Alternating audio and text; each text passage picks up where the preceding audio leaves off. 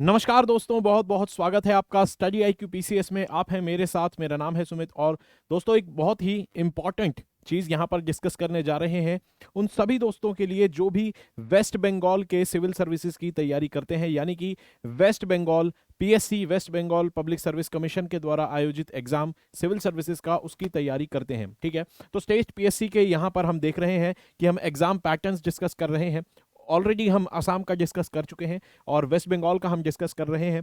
तो यहाँ पर ये जो डिस्कशन होगा दोस्तों, ये कमीशन के द्वारा ही जो नोटिफिकेशन जारी की गई है, जिसमें 2023 का एग्जाम कैसे होगा ये बताया गया है, उसी से सारी इंफॉर्मेशन ली गई है। 2023 का जो एग्जाम होना है वो किस पैटर्न पर होगा, ये कमीशन ने एक नोटिफिकेशन जारी करके बताया है। तो वहां से ये सारी इंफॉर्मेशन ली गई है।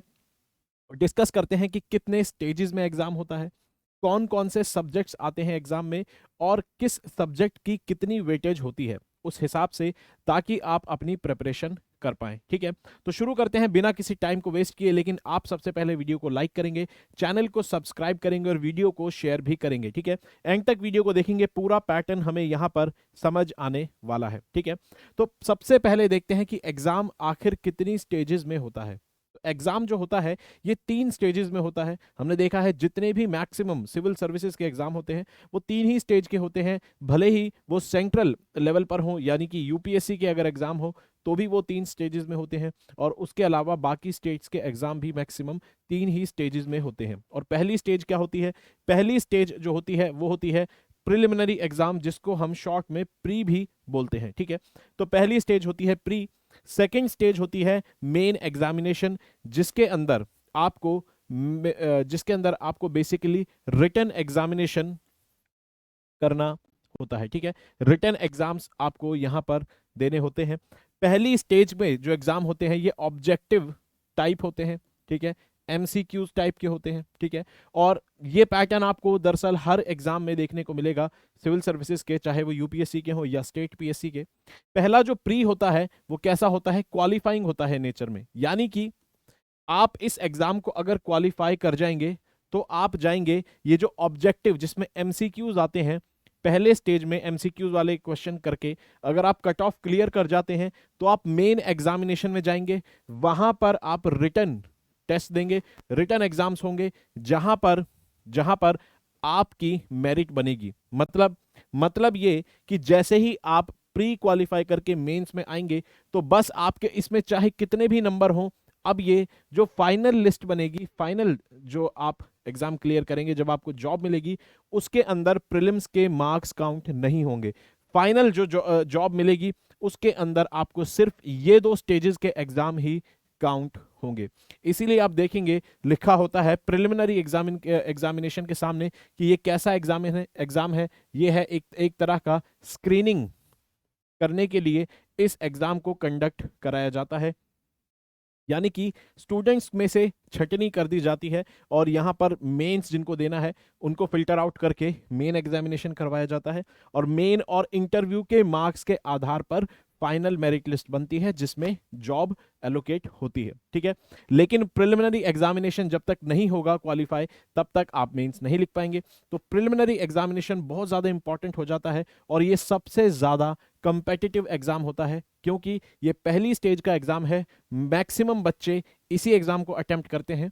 इसमें से फिर जो क्वालिफाई नहीं कर पाते वो बच जाते हैं और जो क्वालिफाई कर जाते हैं वो मेंस में जाते हैं। तो एक जो अगर हम संख्या देखें लोगों की तो सबसे ज्यादा आपको प्रीलिम्स में दिखेगा। इसलिए ये स्टेज एक मुश्किल स्टेज भी होती है, कंपेटिटिव स्टेज भी होती है, क्योंकि MCQs इसके अंदर होते हैं, MCQs पर आधारित होता है। इसीलिए इसके अंदर नेगेटिव मार्किंग होती है और इस वजह से ये एग्जाम बहुत मुश्किल भी बन जाता है और अनप्रिडिक्टेबल भी बन जाता है। ठीक है, लेकिन देखते हैं यहां पर प्रीलिम्स कैसे होता है। तो सबसे पहले जो वेस्ट बंगाल का प्रीलिम्स का एग्जाम है, इसके अंदर एक ही पेपर होता है या फिर एक ही पेपर होगा, जैसे कि हमें नोटिफिकेशन से पता चला है, और एक ही पेपर इसमें होता है। बाकी स्टेट्स के अगर आप एग्जाम देखेंगे तो प्रीलिम्स में 2 पेपर आपको दिखेंगे, पहला पेपर GS का, दूसरा CSAT का, जैसे UPSC में होता है। लेकिन यहाँ पर स्टूडेंट्स को थोड़ी राहत मिलती है। जो West Bengal service commission PSC का एग्जाम है, पब्लिक सर्विस कमीशन का, यहाँ पर सिविल सर्विसेज के एग्जाम में आपको देखने को मिलेगा प्रीलिम्स में सिर्फ एक सिंगल एग्जाम होता है जिसके अंदर आपकी जीएस प्लस एप्टीट्यूड दोनों चेक कर लिया जाता है। तो पहली बात, अच्छी बात है, एक एग्जाम होगा। नंबर ऑफ क्वेश्चंस कितने होते हैं? 200 क्वेश्चंस आपको इस एक सिंगल एग्जाम में देखने को मिलेंगे। जबकि हम देखते हैं कि बाकी स्टेट्स के एग्जाम में, बाकी जो स्टेट्स के एग्जाम होते हैं उसके अंदर आपको नंबर ऑफ क्वेश्चंस 100 मिलते हैं, लेकिन फिर वो 2 पेपर होते हैं। तो यहाँ पर इन्होंने एक ही पेपर में 200 क्वेश्चंस आपको दे दिए हैं। एक एग्जाम होगा, 200 क्वेश्चंस टोटल मिलेंगे। टोटल मार्क्स कितने होंगे? 200 नंबर का, यानी कि 1 नंबर का एक क्वेश्चन होगा, और 2.5 घंटे आपको टोटल दिए जाएंगे एग्जाम कंप्लीट करने के लिए। 2.5 घंटे आपको मिलेंगे यहाँ पर। और क्वेश्चंस का टाइप कैसा होगा? एमसीक्यूज। और क्या इसमें नेगेटिव मार्किंग होगी? बिल्कुल नेगेटिव मार्किंग होगी, लेकिन कितनी होगी ये अभी बताया नहीं गया है, ये इन्फॉर्मेशन अभी आना बाकी है। ठीक है, तो यहां पर आप देखेंगे कि ये सारी जानकारी है प्रीलिम्स एग्जाम को लेकर, पैटर्न की जहां तक बात है। अब देखते हैं कि सब्जेक्ट का ब्रेकडाउन क्या है, कि सब्जेक्ट, कौन से सब्जेक्ट से कितने क्वेश्चन आएंगे और कौन कौन से सब्जेक्ट प्रीलिम्स में कवर किए जाएंगे। तो यहां पर अगर आप देखेंगे, इंग्लिश कॉम्पोजिशन, इंग्लिश से आपको 25 नंबर के क्वेश्चन मिलेंगे। जनरल साइंस से आपको मिलेंगे 25 मार्क्स के। हर कैटेगरी, यानी कि टोटल 8 कैटेगरी से क्वेश्चन आते हैं। सभी कैटेगरी को इक्वल वेटेज दी गई है, कितनी? 25-25 नंबर की। ठीक है, और यहां पर अगर आप देखेंगे, इंग्लिश आपको मिलेगी, जनरल साइंस के क्वेश्चंस आपको मिलेंगे, करंट इवेंट्स यानी कि ये है करंट अफेयर्स आपको देखने को मिलेंगे, इंडिया की हिस्ट्री आपको देखने को मिलेगी, इसमें एंशिएंट, मिडिवल, मॉडर्न सब कवर हो गया। Geography of India with special reference to West Bengal, West Bengal के संदर्भ में, वेस्ट बंगाल के रिलेशन में यहां पर इंडिया की ज्योग्राफी भी आपको करनी होगी। Indian polity and economy, polity और इकोनॉमी से भी 25 क्वेश्चन आएंगे। Indian national movement, general mental ability. ठीक है, ये सीसेट टाइप की चीज यहां पर आपको दिख गई। ठीक है, एप्टीट्यूड वाली चीजें आपको यहां पर देखने को मिल जाएगी। इंग्लिश का भी एप्टीट्यूड में ही आप काउंट कर सकते हैं। तो आप देखेंगे कि एक पेपर के अंदर आपको सभी सब्जेक्ट्स कवर करके यहां पर क्वेश्चन पूछे जा रहे हैं। तो जब आप प्रीलिम्स की ये स्टेज क्वालिफाई कर जाते हैं तो आप जाते हैं मेंस में, जो कि होता है रिटन एग्जामिनेशन, जिसमें सब्जेक्टिव क्वेश्चंस आते हैं। लेकिन वेस्ट बंगाल के मेंस में एक खास बात यह है कि वेस्ट बंगाल के मेंस में क्या होता है दोस्तों, वेस्ट बंगाल के मेंस में एक पेपर होता है arithmetic and test of reasoning का, और ये एमसीक्यू टाइप का होता है, इसलिए यहां पर आपको नेगेटिव मार्किंग भी देखने को मिल सकती है। ठीक है, चलिए, तो यहां पर अगर आप देखेंगे वेस्ट बंगाल का जो मेंस होता है, इसमें टोटल पेपर कितने होते हैं? 8। ठीक है, टोटल पेपर मेंस में 8 होते हैं, जिसमें कंपलसरी पेपर 6 होते हैं। कंपलसरी पेपर 6 होते हैं, और बाकी 2 पेपर मतलब क्या ऐसे होंगे जिसको आप छोड़ सकते हैं? जी नहीं, कंपलसरी का मतलब है ये 6 पेपर सभी लोगों के कॉमन होते हैं, ये सभी लोगों को देने होते हैं। लेकिन 2 पेपर ऐसे हैं जो कि ऑप्शनल सब्जेक्ट पर आधारित होते हैं, यानी कि आप जो ऑप्शनल सब्जेक्ट चुनेंगे उसके 2 पेपर होंगे। ठीक है, उसके 2 पेपर्स होंगे। तो यहां पर देखेंगे 6 तो हो गए कंपलसरी पेपर, प्लस 2 हो गए ऑप्शनल पेपर। और ऑप्शनल सब्जेक्ट्स कितने हैं? एक ही सब्जेक्ट हमें चूज करना होता है। ठीक है, एक ही ऑप्शनल सब्जेक्ट चूज करना होगा, उसी एक ऑप्शनल सब्जेक्ट के 2 पेपर होंगे। और ऑप्शनल सब्जेक्ट जैसे बॉटनी, केमिस्ट्री, फिजिक्स, साइकोलॉजी, ये सारे सब्जेक्ट्स आपको देखने को मिल जाएंगे। पीएसआईआर, सोशियोलॉजी, ये एक लिस्ट है, उसमें से जितने आप देखेंगे कि यूपीएससी में होते हैं, जिनमें ग्रेजुएशन होती है, ऑनर्स के कोर्सेज होते हैं, वो सारे सब्जेक्ट आपको देखने को यहाँ पर मिल जाएंगे। उनमें से आपको एक सब्जेक्ट चूज करना होगा, और उस एक सब्जेक्ट के 2 पेपर होंगे ऑप्शनल के, और यहां पर टोटल काउंट बन जाता है 8 पेपर मेंस में। अब यहां पर एक छोटी सी बात नोट करने की ये है दोस्तों, कि ये जो वेस्ट बंगाल का पीएससी, वेस्ट बंगाल पीएससी का ये जो एग्जाम होता है, स्टेट पीएससी का वेस्ट बंगाल के, इसका जो एग्जाम है ये कंडक्ट कराया जाता है group A, B, C and D, तीनों ही तरह की जो सर्विसेज होती हैं, इन तीनों ही तरह की सर्विसेज के लिए इस एग्जाम को कंडक्ट कराया जाता है। तो ग्रुप ए, बी, सी और डी, तीनों ही, चारों ही तरह के जो सर्विसेज हैं इस एग्जाम के थ्रू कवर की जाती हैं। तो यहां पर एक चीज आपको याद रखनी होगी कि ग्रुप ए और बी वाले जो लोग हैं, इनको ऑप्शनल का पेपर देना होता है। ठीक है, इनको ऑप्शनल का पेपर देना होता है। और ग्रुप सी और डी वाले जो सर्विस वाले लोग होते हैं, इनको ऑप्शनल का पेपर नहीं देना होता, लेकिन इनको फिर भी ये जो 6 पेपर हैं, कंपल्सरी ये इनको देने होंगे। ठीक है, तो इसका मतलब क्या है कि 8 पेपर कौन देगा, ग्रुप ए और बी वाले, और 6 पेपर कौन देंगे, ग्रुप सी और डी वाले। ठीक है, तो यहां पर एक छोटा सा हमने ये डिफरेंस समझा। और यहां पर अगर आप देखेंगे टाइप ऑफ क्वेश्चन सब्जेक्टिव होगा और अर्थमेटिक वाला भी इसमें होगा एक पेपर, वो कैसा होगा, एमसीक्यूज टाइप का होगा, और नेगेटिव मार्किंग एमसीक्यूज वाले में दिख सकती है। ठीक है, सब्जेक्ट ब्रेकडाउन की जहां तक बात है, जो पेपर 1 होगा वो होगा लैंग्वेज का। ठीक है, पेपर 1 होगा लैंग्वेज का, और कौन सी लैंग्वेज पेपर 1 में आएंगी, वो हो सकती है हिंदी, हो सकती है बंगाली, हो सकती है उर्दू, नेपाली और संथली।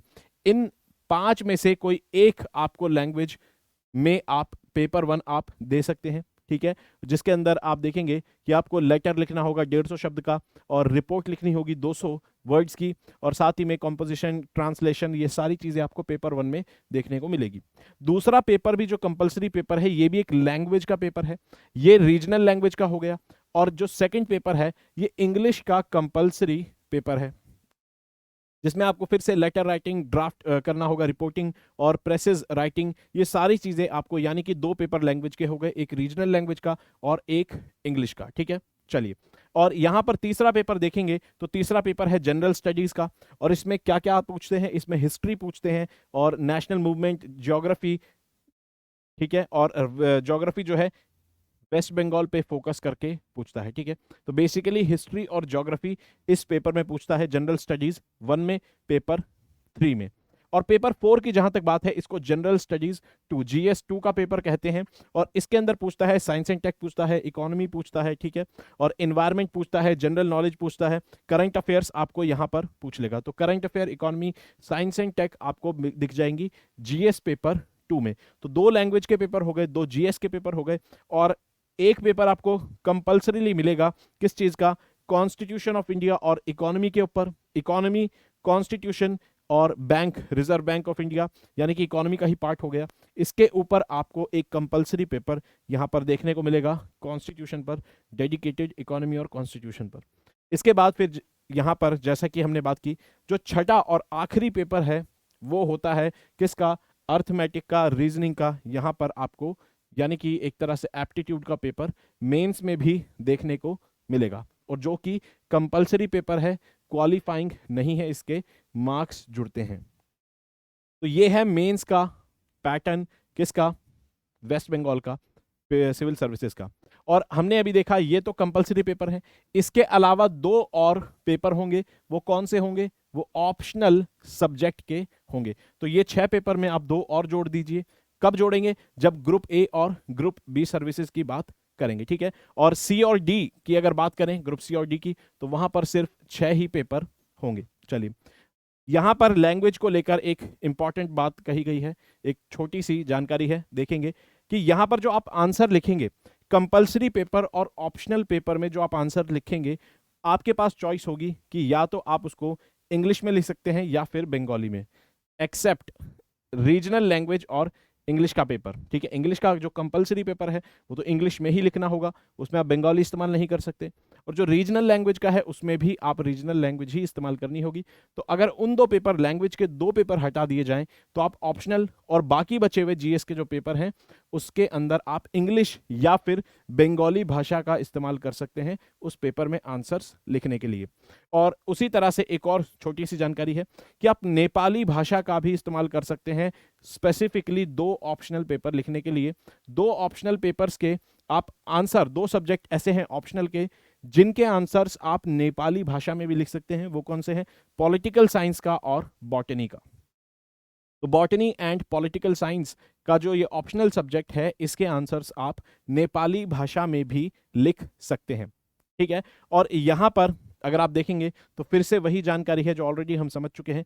ग्रुप ए और बी सर्विसेज वाले लोगों को 6 पेपर देने होंगे, और साथ में ऑप्शनल के भी 2 पेपर देने होंगे, और जो ग्रुप सी और डी से हैं उनको सिर्फ 6 कंपलसरी पेपर ही देने होंगे। अब बात करते हैं स्टेज 3 यानी कि इंटरव्यू प्रोसेस की। तो जो भी लोग अब रिटन एग्जामिनेशन को क्वालिफाई करेंगे, अब उनके मार्क्स जो हैं वो सिक्योर हो गए, यानी उन मार्क्स को अब काउंट किया जाएगा। प्रीलिम्स के मार्क्स को कोई काउंट नहीं किया जाएगा, सिर्फ अब रिटन एग्जामिनेशन मेंस को काउंट किया जाएगा। मेंस के जितने भी एग्जाम हैं उन सभी के मार्क्स काउंट करेंगे। इंटरव्यू में जब जाएंगे तो यहां पर आपको एक चेंज मिलेगा। ग्रुप ए और बी सर्विसेज के लिए जो लोग आते हैं उनको यहां पर 200 नंबर का इंटरव्यू देना होगा, यानी कि उनके इंटरव्यू के मार्क्स जो होंगे उनकी वेटेज होगी 200, ठीक है। और जो ग्रुप सी से आते हैं उनके इंटरव्यू के मार्क्स कितने हैं, 150 नंबर का इंटरव्यू होगा। और जो ग्रुप डी से आते हैं उनको 100 नंबर का इंटरव्यू देना होगा। तो जो इंटरव्यू के मार्क्स हैं वो अलग हैं, लेकिन हमने देखा था कि जो 6 पेपर कंपलसरी हैं ग्रुप ए बी सी में, सब में उनके मार्क्स उतने ही रहेंगे, वो 200 नंबर के होते हैं, उस सब के सेम रहेंगे। इंटरव्यू में वेरिएशन आता है, 200 नंबर ग्रुप ए और बी, और सी और डी के अलग अलग 150 और 100। ये है फाइनल जो ब्रेकडाउन है मार्क्स का कि किस तरह से कौन सी सर्विस के मार्क्स कैसे हैं। देखिए ये जो कंपलसरी 6 पेपर आपको दिखेंगे ये आपको बराबर दिखेंगे, ग्रुप सी हो डी हो कोई सा भी सब्जेक्ट हो। जैसे ही बात ऑप्शनल की आएगी तो ग्रुप ए में आपको ऑप्शनल दिखेगा, बी में दिखेगा, सी और डी में नहीं दिखेगा।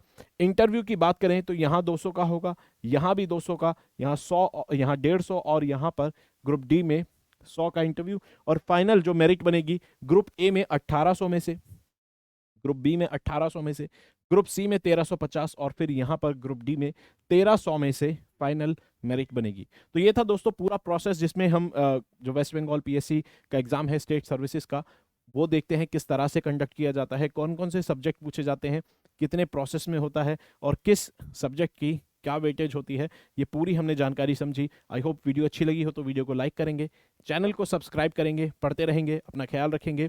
जय हिंद दोस्तों।